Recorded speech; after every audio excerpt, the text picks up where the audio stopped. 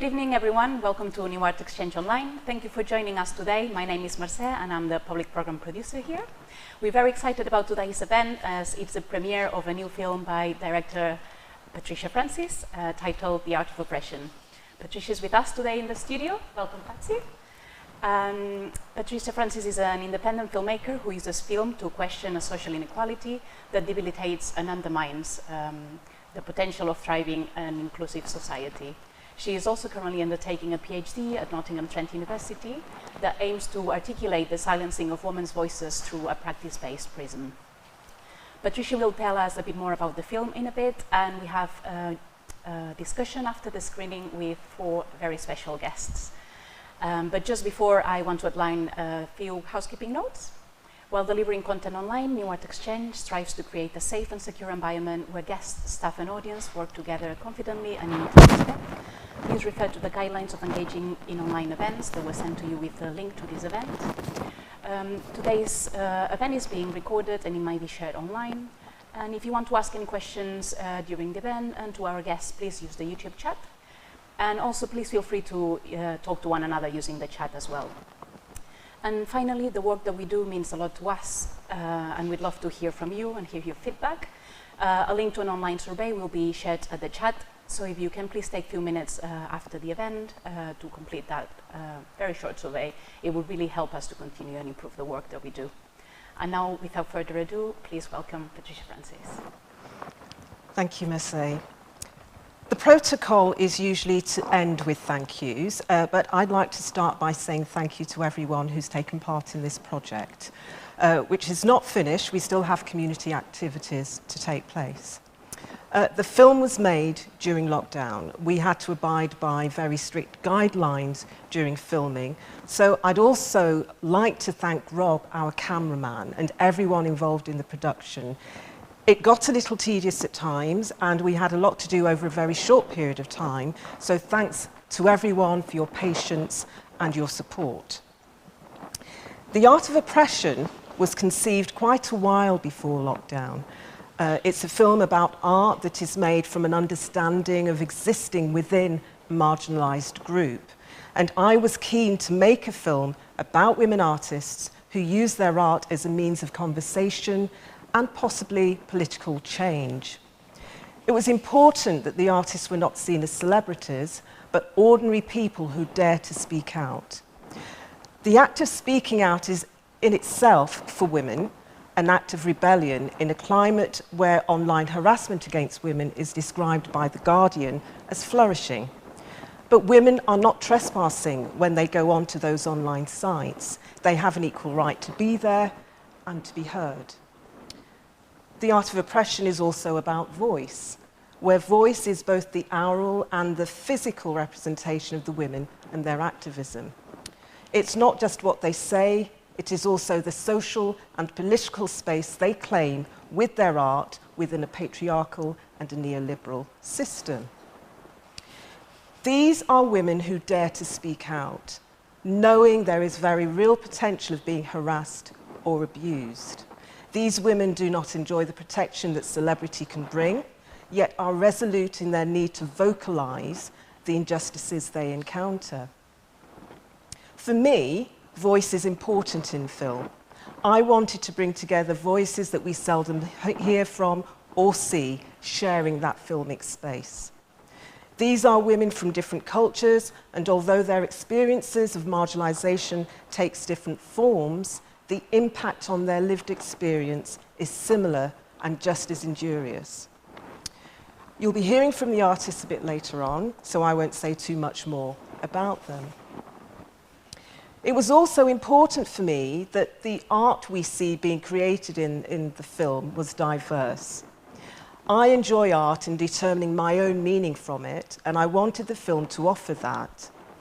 What the film also offers is the opportunity to witness the process of creation and to understand the emotion and the motivation that leads to a finished piece. I also hope I've been able to show that the creative process is not always an easy one. In this case, made more difficult by only giving the artists about 4 weeks, 3-4 weeks, to both conceive of the idea and then to create it. I believe art should be accessible to all, and I hope I make that statement particularly clear at the end of the film in the space that I've chosen for the reveal. Beautiful art does not have to only be situated in pristine, expensive buildings that a select few frequent, I don't believe. In planning this event before lockdown, we were going to have a keynote speaker in person. I had been following Zita Holborn through her activist work online. I didn't really know her, but had a real sense of her voice through her activism and the work she was doing. I wanted her to be part of this event, and when I made contact, I was delighted to find out that she was also an artist, an activist, and a musician.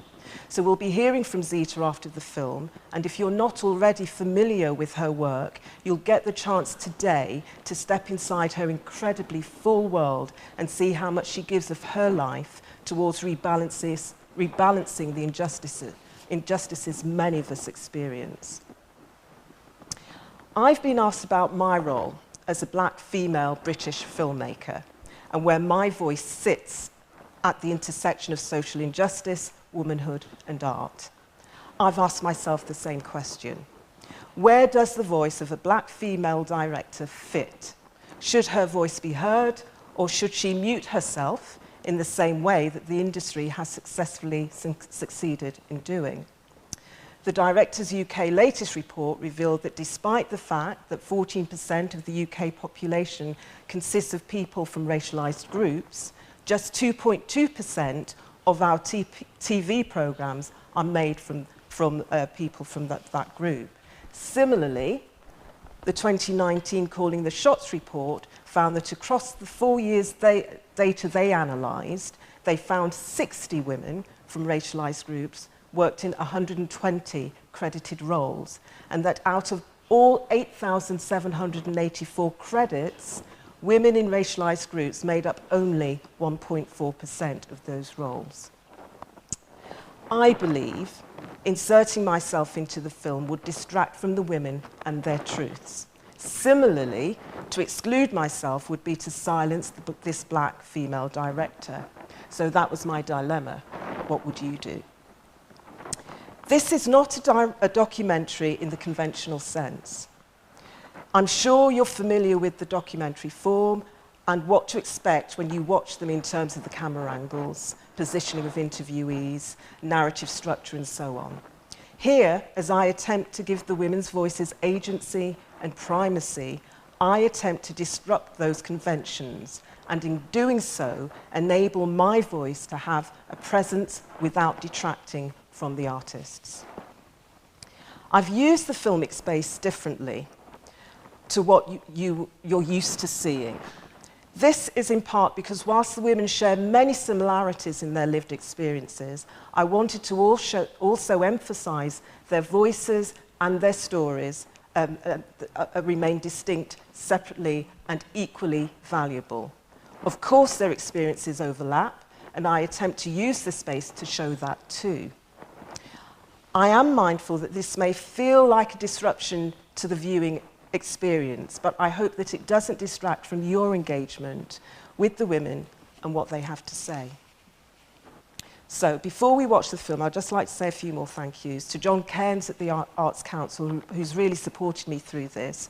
Obviously the Arts Council for funding the project, for seeing my vision and so enabling the women's voices to resonate. Staff at Nottingham Trent University who enabled us to film there and also supported us.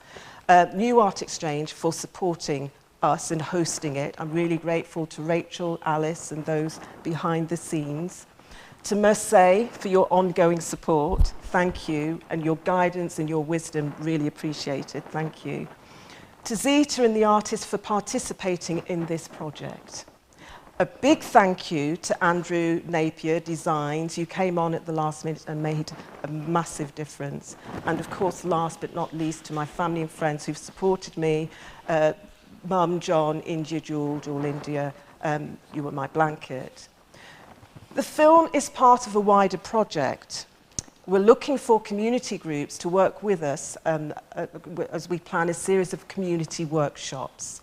where attendees will be able to explore their own art. So if you are a community organisation, please do get in touch with me. Finally, I just want to end with what's really resonated with me throughout this project relating to art, and that is that art has the power to speak when we don't have the words. After the film, we'll hear from Zita and the artists, but now is the time, so just relax, and I hope you enjoy the film. Hope you enjoyed that. So what we'll do now, I'll do a quick introduction to the artists, and then we'll hear from Zita, and then we'll go into the Q&A. So if I can first introduce Ivana Pushkas, Fazana Shan, and Honey Williams. So we'll hear from them in a few minutes, but first of all, can I please introduce you to Zita Holborn, who I'm really looking forward to hearing from. Thank you, and greetings, everyone. Wow, I almost feel like I'm speechless. I have to congratulate you, Patricia, on making that film. It's so important for us to have voices as women and for our stories to be told as women artists. And I have to congratulate my three sisters who are featured in the film. Um, these three sisters, I feel like my journey is connected with their journey um, because I'm an activist and campaigner, but I'm also a visual artist and I'm a poet and I dabble in ceramics. I'm not on the level of the ceramics we've seen, the sculpture we've seen in this film. But I feel like my story is interconnected with your stories. As the daughter of a migrant, as somebody who's campaigned for the Windrush generation, as somebody who co-founded the movement against xenophobia, as somebody who campaigns for equality and justice. I have been campaigning my whole life, it feels like. And I feel that I've been campaigning against misogyny, against misogyny, against racism, against xenophobia, against all forms of discrimination. And that journey started not because it's something I set out to do, it's because it was an act of survival. It's something I had to do in order to get through my life and in order to survive from one day to another. The struggles I went through childhood and through adulthood, and I can so relate to all the things that you're talking about in terms of those journeys, those struggles, those perceptions. I'm I'm a trade union activist and campaigner, and I'm also a community activist and a human rights campaigner. But in addition to that, I'm a visual artist, I'm a poet, I'm an author, a writer, and I love the fact that at the end, honey, we heard that you're in a choir because I'm in an all black woman singing group called Nawi Collective. So that was like another connection there as well. And so I'm involved in all these forms of arts. And again, I didn't embark on a journey in the arts as something that I thought, okay, I want a career as a writer, I want a career as a visual artist. And you can see some of my art behind me on the walls. I have an ever changing gallery there. Um, the art is created, both visual art and poetry, as a way of me healing myself, as a way of me documenting my story, as a way of me putting down my feelings and then documenting what I saw happening around me. And then along the road of my journey as a campaigner, an activist, and as an artist, they fused and they became one and part of the same journey and the same expression. And 10 years ago, nearly 11 years ago now, I founded Black Activists Rising Against Cuts, Barrack UK, to campaign against the disproportionate impact of austerity and the deepening racism and injustice faced by Black and Asian and minority ethnic communities. And that that from Barrack, we started doing humanitarian aid work. We campaigned against deportations and the Windrush generation. We co-founded a number of other justice and race equality organizations. I mentioned the movement against xenophobia, also BAME Lawyers for Justice, BME Lawyers for Grenfell, and a host of other campaigns. And my journey started really because of the anti-apartheid movement. My parents supported the boycott campaign. And so from a very young age, as a small child, I learned about apartheid. And it impacted on me, one, because as somebody who's biracial with a black mother and a white father, I could place myself in that situation and imagine what would that mean for me being in apartheid South Africa. But in addition, my dad ended up living in Lesotho, which is surrounded by South Africa, when I was a teenager.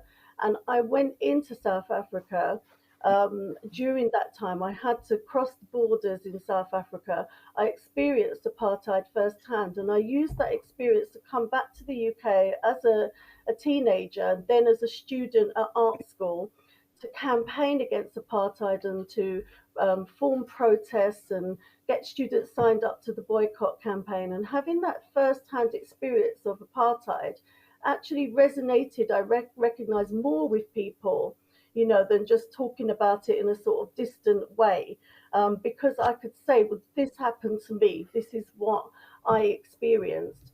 And so I discovered that actually using words and using first-hand experience, telling real stories, was a way of connecting with people, and it taught me the basis of campaigning. And also the anti-apartheid movement actually it actually empowered Black people both in the USA and the UK to stand up to the racism they were facing here and in the USA. And weirdly, my journey into activism through the anti-apartheid movement has continued, because I ended up being on the council for the successor organization to the anti-apartheid movement, which is AXA, Action for Southern Africa, and now I'm a trustee of AXA, which is now has charitable status. And so that showed me how to organize and how to campaign. My mum, you know, participating in that boycott campaign and refusing to buy South African goods and boycotting shops that sold South African goods, taught me how you can organize and campaign and bring people together. And I became a representative in the trade union movement in my workplace because of the inequality I saw, because of the discrimination, and because of the barriers that were placed on Black women like myself. But I then realised through, and I'm the National Vice President of the Public and Commercial Services Union, but I'm also the Joint National Chair of the Artists Union England, which is a newer, younger UK trade union. And what we see is we've gone through 10 years of austerity, which has fueled and deepened the discrimination we already faced. Now we have coronavirus, which again, Black people are dying disproportionately. Domestic abuse and gender violence has increased during this period. Services have been cut and closed down that women and people who are facing oppression and discrimination may go to. And it's more likely that migrant communities and Black people lose their jobs. In addition, Black women working in arts and entertainment have decreased by 50%. That's a huge loss, because we weren't even at the table where we should be in the first place because of the institutional discrimination we faced both on grounds of gender and race. And so, you know, I find that as a performance poet, as I started, I used to write poetry and stick it in a drawer and not do anything with it. And then I started to do some open mic stuff. And, you know, I now have my collective works in a book, Striving for Equality, Freedom and Justice, which I've also illustrated the cover as well. And I found that actually you can reach audiences that you would never be able to reach through our creativity, like all of you are doing, who are featured in this film. We can reach people who wouldn't connect when we're standing up and doing a speech, and that's really important. It's important to speak our truth. It's important to document our journeys, and it's important that we speak out. As has been said in the film, sometimes people don't have the voice that they should have. My first priority is to create that platform for people to have that voice. But if we can't do that at that moment in time, amplifying their voices by using the platforms we have, whether that is as a political speaker, as an activist, and as an artist, is crucial. And so the work that you've all done collectively in making this film is so important, and it needs to be shared with the world. I don't know if I'm out of time, Patricia. Yes. But thank you, that was wonderful. Thank you so much. It's so good to hear from you. So we'll hear from the artists now as you realise that their identity had been revealed towards the end of the middle towards the end of the film. So now you'll actually get the opportunity to hear from each of them, and then afterwards any questions you might have for Zita or for any of the artists, we'll open it up in a Q&A. So I will just go along in terms of how who I'm seeing, going from left to right. So Ivana, can I ask you to just say a few words, introduce yourself, talk about your art, or whatever you feel is relevant to now. Yes, well, good evening. First of all, I would like to thank Patricia for allowing our voice to be heard. And I am a PhD research student at Nottingham Trent University. As you already heard, I come from Yugoslavia. It is actually a country that no longer exists. And as a witness who survived the civil war in Yugoslavia and also the bombing of Serbia in 1999 by NATO, I believe that art is really something that can help overcome past traumas, and maybe even more than that, it can help us survive. And in that sense, my aim is to contribute to contemporary art practices and dialogues by presenting a personal narrative in relation to the issues of loss, belonging, and identity that surrounded the Yugoslav Civil War. And I believe that the female voice is extremely important, and I try to use my art to criticize war and to criticize patriarchal society. And I actually believe in the individual stories, and in that sense, my PhD research and my practice-based research are autoethnographic, and I also believe in the power of artistic representation and visual expression. And I was really grateful to be a part of this film, and I hope that many people will get the opportunity to see it, and that our experiences get to be shared. So thank you again. Thank you, Ivana. So any questions you might have for Ivana, if you can hold it for the Q&A, that would be great. Thank you. So next we have Vasana. Hello. Thank you, and thank you, Patricia, for this opportunity, and to Marseille and the Nottingham Art Exchange. It's so great to be here. I don't think I ever thought in a million years I'd be given this opportunity to share my voice and my art to a lovely audience. So welcome, and thank you for joining us this evening. I did get upset during the making of the film, and today is the first time I've actually seen it, and it's the first time I've heard Ivana's and Honey's story, and it's shocking, the similarities. Oh my gosh. And I did sit here with tissues, so I thought, just in case I cry, because again, I don't like hearing my story. I like, it's buried, and I share it through the art. That's the only palatable way that I can do it. And again, I sat and cried when I mentioned that story about the baking, and I don't know, but actually recently somebody who's got a PhD in this area of inclusion and diversity said that a lot of us who've suffered racism or discrimination carry trauma. So we're carrying that since childhood, and it's not being dealt with. Whereas, you know, when I look at even COVID, and we've talked so much during COVID and the pandemic about mental health and well-being, you know, for so many people, the vulnerable people, and it really made me think, what about us? You know, children who went through those experiences, it's not even a thing, it's not even recognized. It's like you just carry on and you plod on.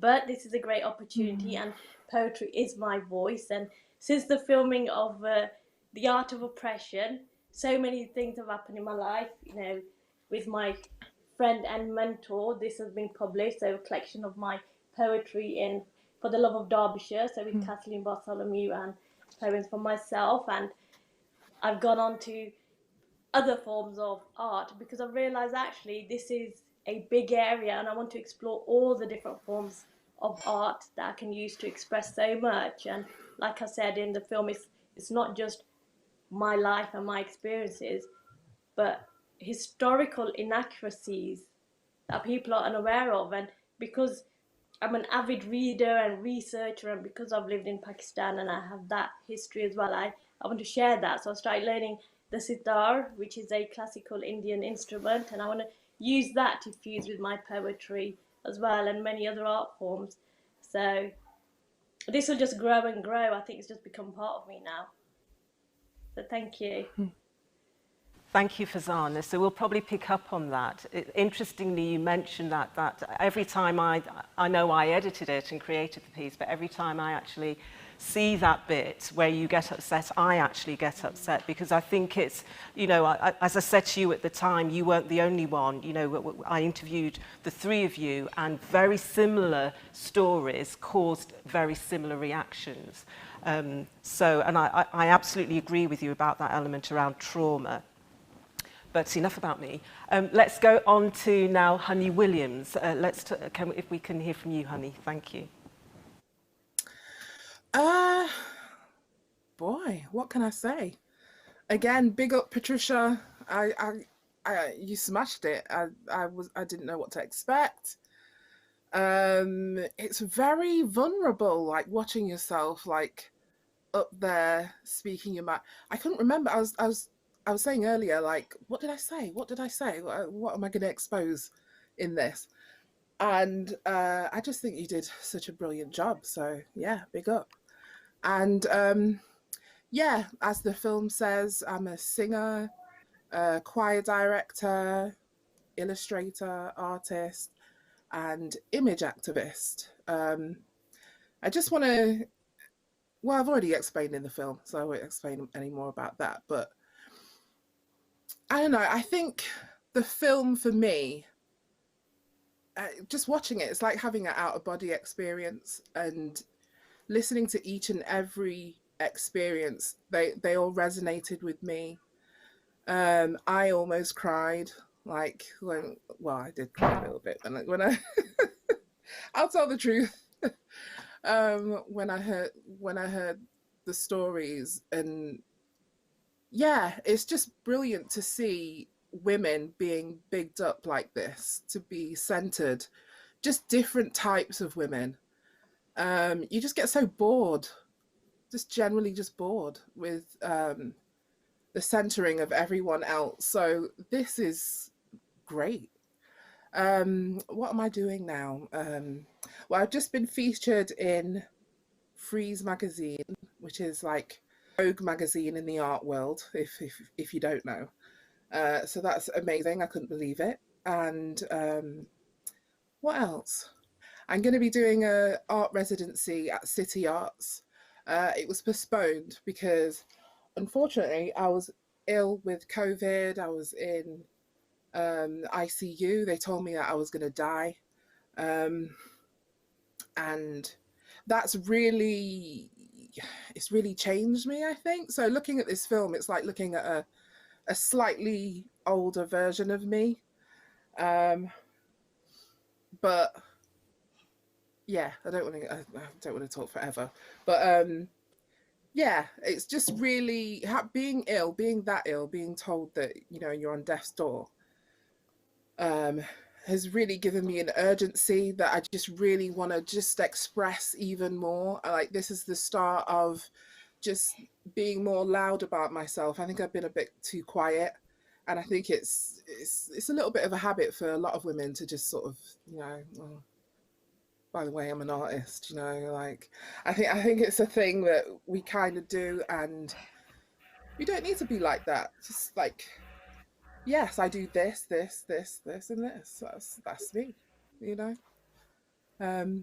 I'll leave it there. Thank you. Thank you all. That was really lovely hearing from you. So I suppose we open it up to Q&A now. Do we have any questions? We do have a couple of Oh, questions. wonderful. I'm going to be selfish and ask mine first. Well, first of all, thank you very much to all the artists for sharing your experience in such an open and vulnerable way. I was really touched by the film. I also found myself identified with different aspects of all of you as a non-British person. So yeah, thank you. Thanks a lot for sharing that with everyone, and thank you, Patricia, for the film. So my question is for you, Patsy. Oh, right, okay. So what motivated you to make this film? I think I said it before. I'm really interested in voice, and the first artist that I met was actually Ivana, and she had her story for me really touched me. I remember seeing the war being covered on the news, and Ivana's story, I think it's mentioned early on in the film, which I think chimes actually with Zita, because Ivana's one parent is Serbian and the other's Croatian. And so the war divided them, and so and she mentions in the film what that meant, what that did to her. So I already had Ivana's story and Ivana's voice as an artist, and I knew some of the work that she'd already done, and I was really interested in how we can use our voice in art to make statements, political statements, to be activists. So Ivana's was the first voice, the first artist that I came across, and I knew then that I really wanted to make a film about women artists who were using their voice to actually make statements, be political as acts of activism. And that was it really. So it was my interest in art, but also my interest in women and their stories, and how they dare to speak out. And so what was equally important was I wanted diverse women. And what we have here are 3 diverse women. And you look at Ivana, and perhaps you may say she has no, her experience is not the same as perhaps Fazana and Honey, but you're wrong. And that's the other statement that I really wanted to make here with this. And hopefully it actually comes across. Definitely, thank you. We do have a question about the pieces, the artworks that were created as part of this project. What's going to happen to them? Okay, so shall we throw that over to the artists? So I don't know who wants to go first. Shall I pick someone? Fazana, what's going to happen to your poetry? Well, I'm going to perform it for the first time next week on the 17th, Poets Against Racism, so it'll be aired nationally, so I'm really pleased with that, and then it will make its way to, hopefully, inshallah, a debut book of poetry, hopefully by the end of the year, yeah. But I'll definitely be performing it this year at festivals and gigs. Thank you. Honey, what will you be doing with yours? Sell it. Make loads of money. Yeah, someone's interested in buying it. So that's great. Well, thank you. And Ivana? Well, I'm hoping to continue work on these installations because I actually managed to make just one of the sculptures that was my original intention. So I hope to continue with that. I already started making some small pieces that should accompany the bigger sculpture, and I hope to exhibit them, of course, in shows. I already had show with one of my dear friends in Surface Gallery. It was actually again show about three female artists. So some of the images, some of the parts of the movie were actually filmed at the Surface Gallery. So I hope to continue exhibiting them. I mean, we filmed this in October. We filmed the reveal at the beginning of November. And what I asked the artist was, because I knew we had the film and we had the premiere, the launch, to do nothing. So they've had to sit on their art, basically, but now they're free to do whatever they want to do with it. Can I ask Zita a question? I don't know if you got any There's questions a lot of there. comments of people just saying thank you very much. They love the film. They really appreciate yourselves putting yourselves out there like this. The voices are very inspirational. So please do feel free to ask questions. Thank you. So a question for you, Zita. You mentioned that you felt that art was an act of survival and helped you to get through life. Is that, in what way does it help you? Is it the making? Is it the being able to share it with the public? What aspect of it helps you there?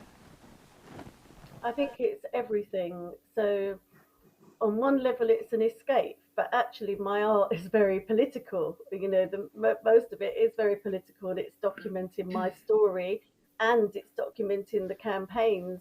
You know, for example, I've just, you know, had my poetry commissioned to write a poem because it was about the death of somebody who died after being in police custody earlier this year, Mohammed Hassan. And so I'm producing art in that way, you know, where it's for a specific cause. But the art that I am producing just in quiet times by myself, for example, all through lockdown, as an act of self, I started producing daily art, digital art on my phone. You know, as an activist and campaigner, COVID meant that it was even busier still. But every evening I'd sit down and just create a piece of art because that was me time. It was an act of self-care where I could just set aside time. But actually what I produced is documenting what's happening on a daily basis. So it went through COVID, the lack of PPE, Black people dying disproportionately, Black Lives Matter protests, George Floyd, Black History Month. I produced a piece of art for every day of Black History Month. So on various campaigns that were happening, I was producing art.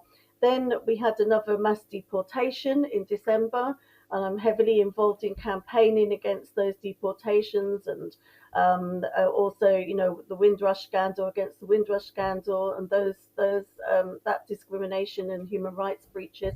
And so I was producing art for that as well. And so whilst I'm initially producing it as a sort of act of healing and self-care for myself, actually it's a way of me processing all the things going around it, all the stresses and trauma and anxiety of what I'm going through, but what we're going through collectively as a people, whether that's women, whether that's Black people, whether that's the whole, you know, community that I live in, whoever it is.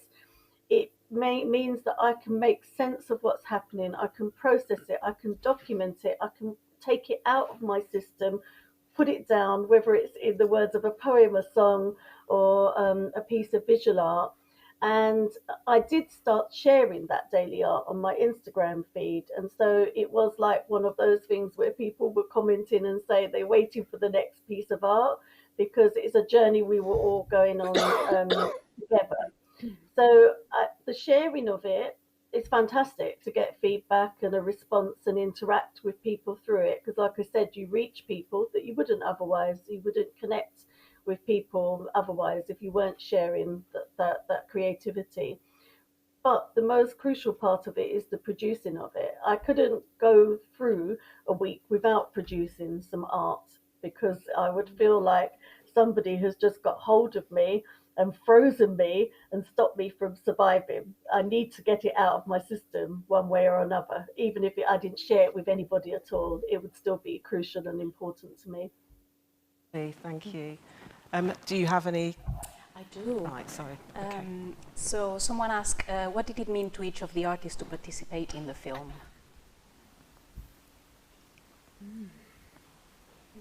For me, it actually meant that someone is listening.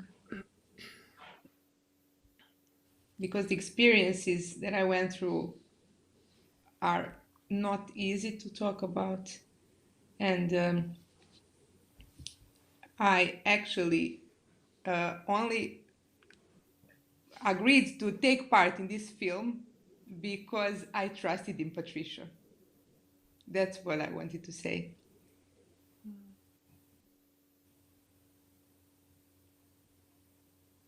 What? I'll share. Sorry, were you going to say something, Pat? No, just please share the answer to the question if you want to. So for me, when I was approached by Patricia, I was stunned. I was like, wow, because she saw me perform at the Nottingham Poetry Festival, and I'd read quite a varied collection of my poems. I just didn't realise that it resonated with her in some way, and again, like Alvana, I agreed because I trusted Patricia wasn't here for commercial reasons. She just didn't want to sell my story. She was there to actually help me on this journey. So I was so pleased that she was going to help me maximize my platform and my voice and get my story out there. So it really, really touched me. And I was just, I've got children who they're in their early 20s, and my youngest is 17, and they normally say, oh, we're so gassed, which means we're so pleased. So I was gassed. I was like, crikey, this is a great opportunity, and it's very authentic and it's genuine. It's not commercial. It's about the story and the artist. And so it's just been really good, really good. I think for me, I was like, boy, Patricia, are you sure you want me to be on camera, like saying stuff to the world? I'm not sure everybody's going to be pleased with what I've got to say. Quite often when I do express my opinion, I run the risk of being vilified as like, aggressive, angry black woman, or, or just not clever enough to have an opinion. That's what's done to big women a lot. But yeah, I too was stunned that I was approached for it. But in a way, not stunned, because, I do good work. I do good work. So why shouldn't it be put out there? And, same goes for us all, There you go. Thank you. There's another question that's come out, but it's for you, Patricia. Oh, right. So what was the thought process behind how you made the film, and what were the messages you wanted to get across? So what were the thought processes? Mm-hmm. I knew that I wanted to make a documentary, but I knew that my documentary wouldn't follow conventional style documentaries. I knew that it was important to make a documentary that shed a light on the women's voices, but also I knew that actually, as I said in the introduction, that as a black female director, somehow I needed to fit my voice in there some way, somehow. So the parameters were quite, I was clear on the parameters. I wasn't absolutely clear on how I might achieve it. I quite like the use of triptych, and it worked because we've got 3 artists here, and for me those small squares actually represented that limiting, that restriction of their voices. So when they were really talking about their voice or that feeling of marginalization, I tended to use those small boxes for that. And I've forgotten your question. Am I answering the question? Yes, it was a two-part question. So one was the thought process behind the film, and then what were the messages you wanted to get the messages, across? yes. So basically the messages were really, which is why I was talking about the boxes, the messages really were that these voices are being marginalised, and yet against the bigger screen they are fighting out, so they're fighting out against that.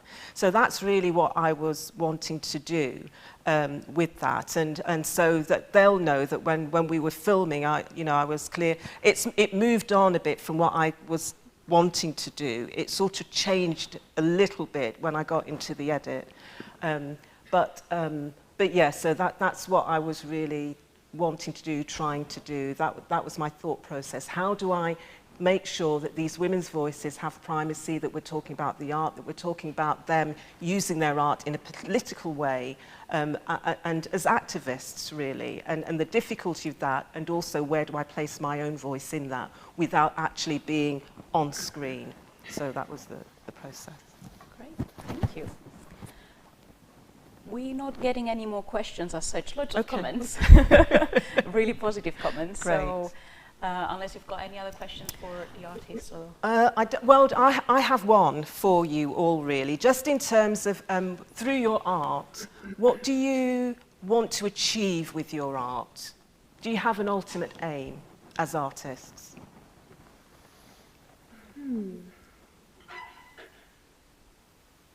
That's a hard one. With mine, I'll say, sorry, were you going to speak, honey? I've never done it again. No, go ahead. Go ahead. Okay, it's difficult to tell here online.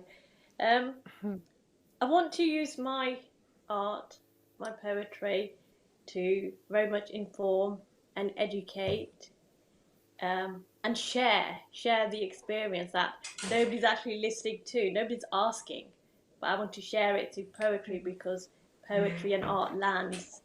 And I hope that it resonates with people, just like Ivana and Honey's stories resonated with me. And I really wish I could give you both a big hug, because your stories did really make me tear up, so much. And so I hope that my art touches people, it resonates with others, and gives them a sense of belonging and feeling that, we're all interlinked, really. Yes, I really agree with this. I actually finished my PhD text with similar words. I just wrote that I'm actually happy to see that I'm not alone in this quest for, let's say, some sort of a meaning, or some sort of or some way to deal with our maybe some traumas and horrors. And I actually do agree with what was said here today. For me, art is a way of survival too. It is a way to overcome horrible events from my past, and it is actually amazing to be able to share your own story and to use this narrative to kind of offer a counter narrative to the prevailing one.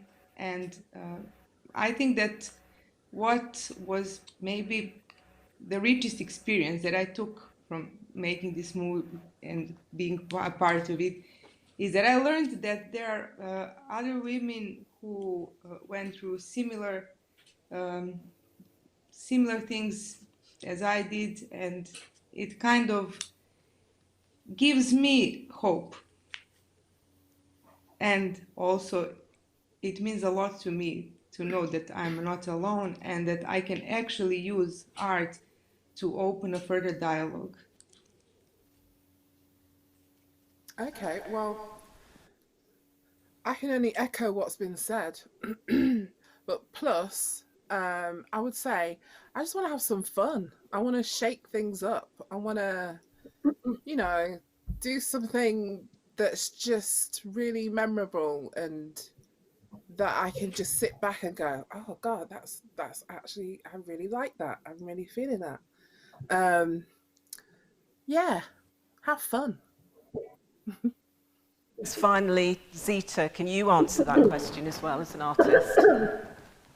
Yes, I I would like to empower other people, to bring hope, to validate for others, to tell their stories, to tell my story, to share our stories, to connect, to break down barriers, to promote equality, to challenge injustice and discrimination. I'm really proud to be part of the UNESCO Coalition of Artists for the General History of Africa. And UNESCO produced 8 volumes of the history of Africa. And they set up the Coalition of Artists, so we're a global coalition of multi-genre artists, to promote those volumes of history as a way of countering the discrimination that young Black people face, in the hope that if people knew their history, because we know what happens because of colonialism, the legacy of enslavement in the UK, our history is written out of the history books, written out of the curriculum. Some of the campaigns I've had to run and be involved in have been to challenge that happening and to keep people like Mary Seacole on the curriculum when they wanted to remove her. And so I use my art in that way to promote the volumes and to try and instill confidence and pride. And I'm also the curator of the Roots Culture Identity Art exhibition, and we're about to launch next Friday. I hope everybody will be able to come to the launch event. And I'm elected to the TUC Race Relations Committee and also the TUC Women's Committee. But the TUC Race Relations Committee hosts this exhibition. It was set up in the name of Stephen Lawrence to provide a platform for young Black artists, because Stephen Lawrence had wanted to be an architect. And it's been running for 7 years and I've been curating it. It's a virtual exhibition this year. Normally it's a physical one, and then I look for opportunities to tour it. And the idea of that is because young Black artists are facing multiple discrimination because of age, because of austerity, because of race, because of institutional racism in the arts and culture sector in the first place. It's an opportunity to provide a platform, to introduce unions to them and workers' rights, to instill pride in them selling themselves and promoting themselves, and just creating that platform to share the fantastic creations that they're producing with a wider audience, and to be able to platform their art in spaces perhaps they wouldn't normally be. Like, we've been in the Foreign and Commonwealth Office, we've been in the Bernie Grant Arts Centre, the TUC headquarters, the Marble Hall, where we launch the exhibition each year, is opposite the British Museum. So I try and use those platforms, to create opportunities for others, not just for myself. Of course, it's wonderful to share my own art and for my art to be seen by other people and responded to, but I want to bring other people with me. One thing I've always done as an activist, if I reach a position, I want to bring other people with me. I don't want to be that lone woman or lone Black person in that position, because it's not nice, it's isolating. There's no glory in it. What we want to do is to bring people up with us. And that's why I have to applaud you, Patricia, because you've made this film from your heart to provide this platform for other women and to showcase their talents, but also for them to be able to tell their stories of the barriers and discrimination they face, and to show how they've shone through that with the most fantastic creations they've produced, and just the wonderful way that they've spoken their truth, which isn't easy to do when it's going to go out to the world and other people are going to hear that. They've expressed their vulnerability, and not everybody wants to do that. So that takes confidence and resilience and strength to do that. And I don't know if you can see the poster behind me, which says tired, angry, resilient and determined, which I did also for an art project. And that kind of sums up for me everything that we've all been talking about. And I didn't know that when I put that up there, what you were going to talk about. That's lovely. I must say, I don't know, are we at the end? We've got one more question. Oh, have we? Okay. Come through. I think it could be an interesting one to kind of close off. Okay. It's asking, what does everyone feel is the next step on this journey? So it's an open question for everyone, including you, Patsy. Oh, right, okay. I'll go last. Who wants to go? Do I have to pick on people? You may well have to. I can go if you want more time. Yeah.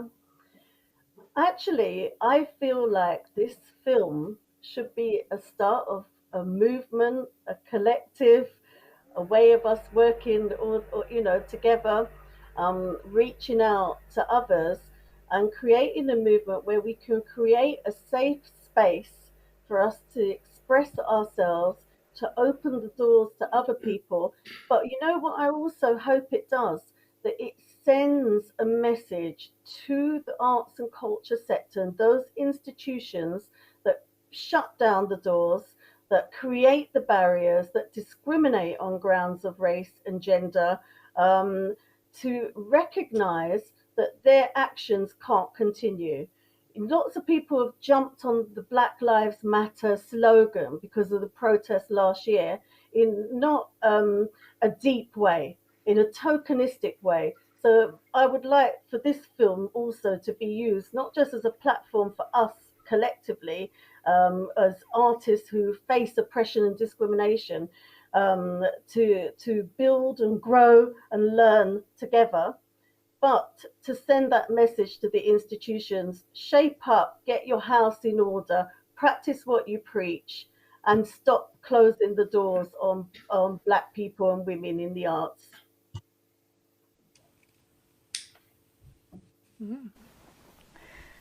Anyone else?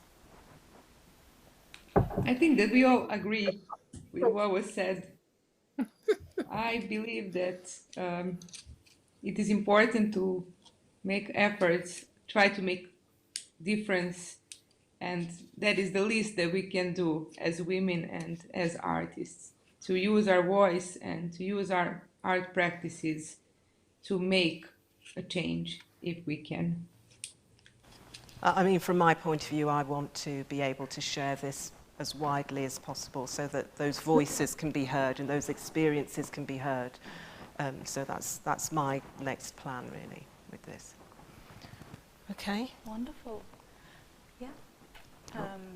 Okay, I was trying not to go first there, that's why I stayed quiet. And I'd like to, I share what Patricia says, that I'd like to see this film go far and wide, because stories are what actually inform, educate, resonate, and touch people's hearts, basically.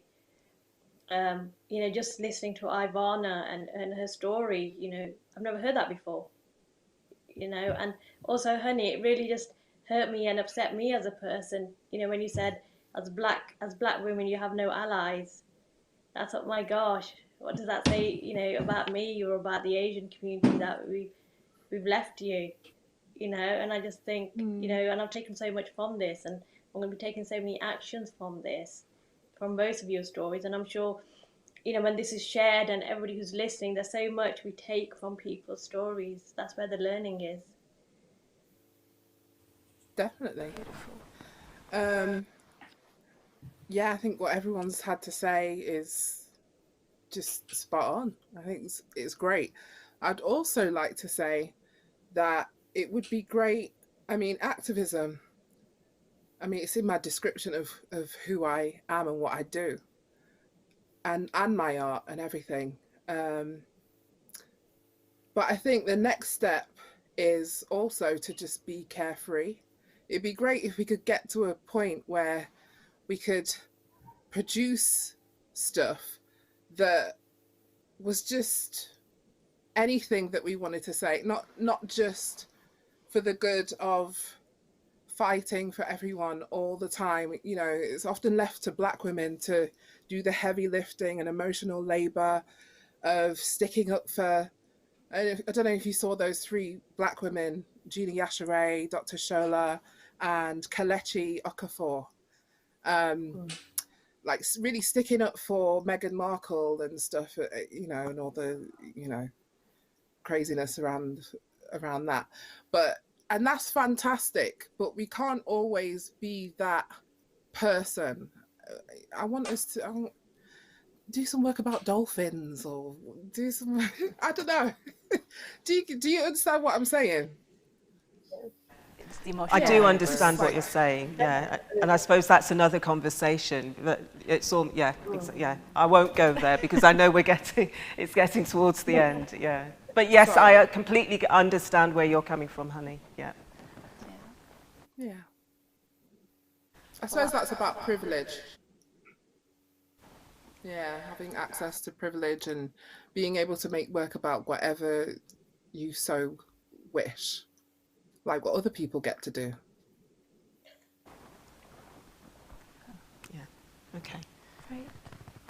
Well, yeah, unfortunately, we are running out of time. So, unless you want to say a few words, I'll just close. Well, I think I just, yeah, so we've come to the end, and I'd just like to say, you know, a final thank you to the artists, Ivana, Fazana, Honey. Thank you so much for agreeing to take part. It's what I wanted. You were the people. You know, I don't think that I just chose the first artist that I came to. It took a long time to find the 3 artists that I was looking for. So thank you for agreeing. And thank you so much, Zita. As I said, I heard your voice without seeing you, and you have fulfilled what I was hoping. So thank you for agreeing to take part as well. Thank you all, and thank you to everyone who's taken part in this project. And thank you again. Great. I just want to echo Patsy's thank yous. Thank you very much. Thank you very much, sorry, to everyone for your contributions, for your openness, and for being here today. And thank you, obviously, Patsy, for bringing this premiere here at NA. Feeling really proud about that. So, yeah, thanks, everyone. Thank you to our audience on the other side, obviously to our technicians who just, brilliant. And just another quick note to please, if you can fill in that survey that we're going to post in the chat very shortly, that helps a lot to improve the work that we do. So thank you very much, and have a good evening, everyone. Thank you.